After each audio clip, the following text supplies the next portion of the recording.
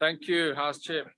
House Chair, the fiscal strategy is focused on reducing the fiscal risks in the short term, narrowing the budget deficit, and stabilizing debt, while proposing measures to enhance economic growth.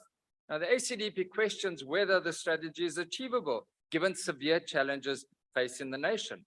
As we know, there's been a slowdown in global economic growth due to the COVID-19 pandemic, high inflation rates, and the ongoing Russia-Ukraine war.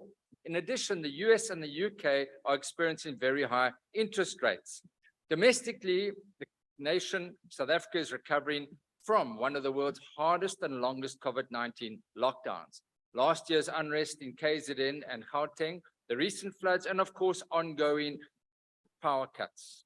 This compromises an already fragile and recovering economy. Now, domestically, and probably the most significant threat is unfunded spending pressures, such as the wage sector bill.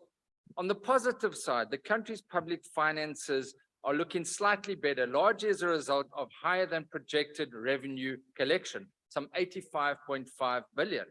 But how is that going to be spent? That is where we need good stewardship of resources. We need servant leadership. The economic growth figure of 1.9% is nowhere near what is required to address high levels of unemployment and poverty. Some 8 million people remain unemployed in the country, and that, I'm sure you'll agree, is scandalous. Now, the ACDP has taken note of many of the recommendations in the report. We support the extension of the 350 Rand per month grant for another year to assist the poorest of the poor, given the high levels of unemployment. We share the concerns of the possible grey listing of South Africa by the FATF.